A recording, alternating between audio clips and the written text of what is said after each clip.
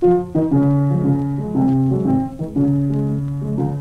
the happy hours of play and the pleasures of the day, we will listen, stop, and look before we run. Safety always is our creed for a happy life to lead and a joyful time of better fun. March, march, march to law and order, check the reckless on their way, for a guarding young and old, saving life and limb untold, we shall make a better record day by day.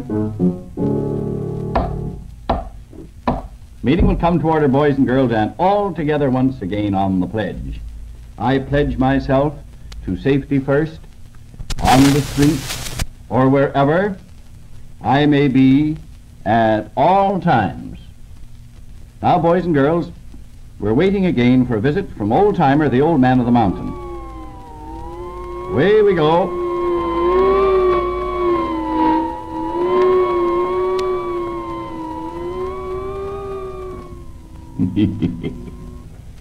Good evening, boys and girls.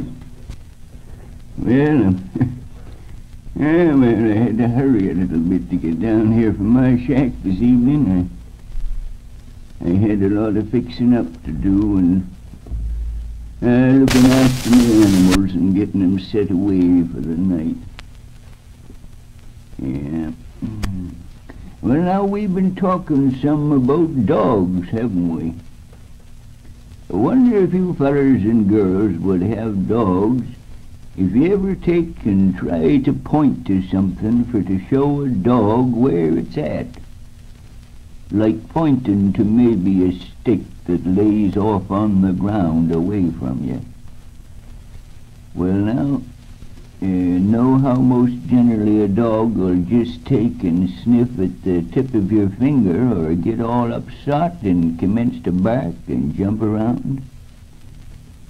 Well, sir, if you'd kinda like to teach a dog to know where you're pointing at, teach him to follow the direction of your point, and here's how you do it.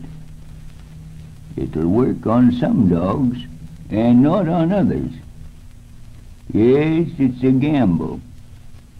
Now you take and set a bone or a dish of food for your dog, and then take him a little ways off from it.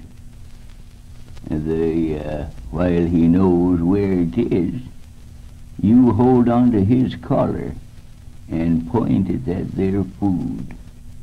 Point right out long past his eyes at the food and say, "Over there, there, there." Then you let him go get the food. And now if you keep on doing that every day for a while, it'll stick in his head that when you point like that, he'd better look where you're pointing at, case maybe there's something for him to eat there. Yeah, that's a lesson now for a dog. And some'll catch on to it fine and quick. And then here's something more about knowing and handling dogs.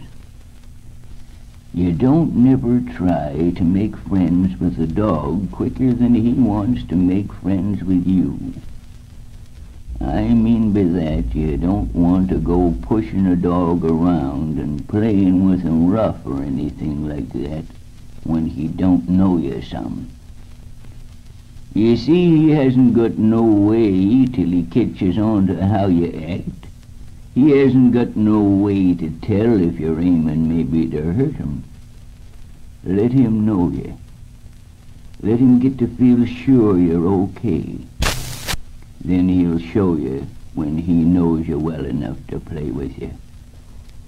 Yes, and in everything you do with a dog, you want to be kind to him.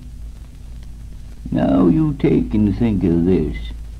Suppose you had to spend your whole life long just looking way up in the air at folks, way up above your head, like a dog does. And taking, suppose, on the top of that, you had to do things always, all the time, just like somebody else told you to. Your whole life had to be fixed so it would do just what a feller told you he wanted you to do. Imagine that, if you had to do that. Well, sir, a dog's life is like that. And so I always says to be good and extra kind to dogs and understand them. Yes, they try their darndest, boys and girls, to understand you. You don't want to forget that. Well, now I reckon you pioneer-hearted young fellers have lots of times heard a feller use the saying, blazing a trail, haven't you? And do you know what that means? I mean to say this. Do you know what it means so's you could blaze a trail if a feller was to ask you to? Suppose you met up with me in the woods and I was to say to you, hello there, partner, let's you and me go to work and blaze a trail through this here woods. Well, sir, I'd just mean this. I'd mean for you and me to take our hatchets or our big hunting knives and head out across the woods, aiming for a place we knowed about, maybe a mighty fine fishing and camping out spot. And as we was going along every few foot, like every 10 foot perhaps, we'd take our knives and blaze off a piece of bark from a tree at about shoulder height from the ground, see? And just taking a chip out of the bark of the tree, that's all. Now, you see, when we was wanting to come back through that there thick black forest, all we'd have to do would be to follow them chipped or blazed trees. Do you catch on? Well, that's called blazing a trail. And I reckon it's an important part of woodcraft to know just how to blaze a good, clear trail.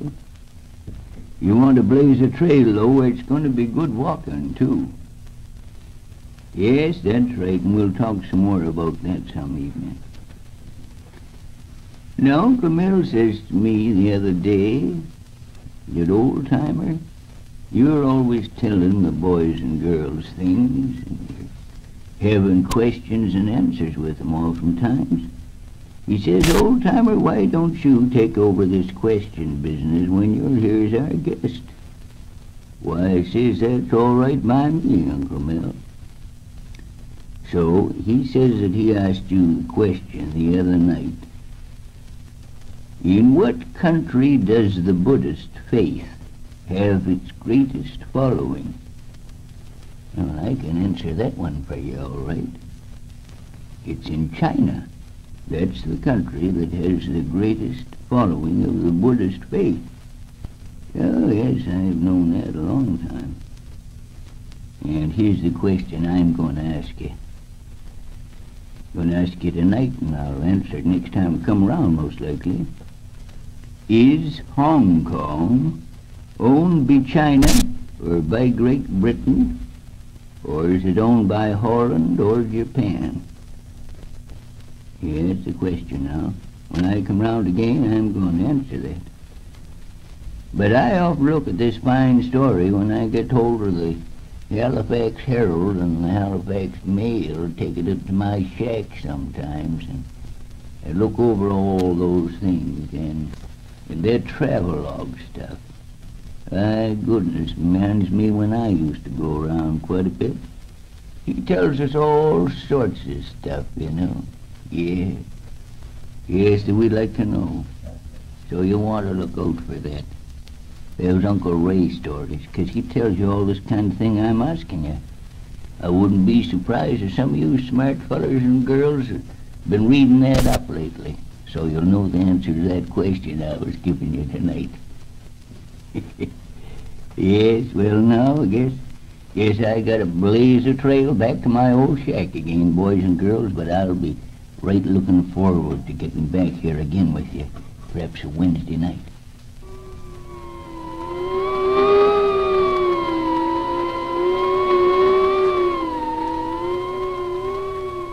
Well, well, well. Good night, old-timer.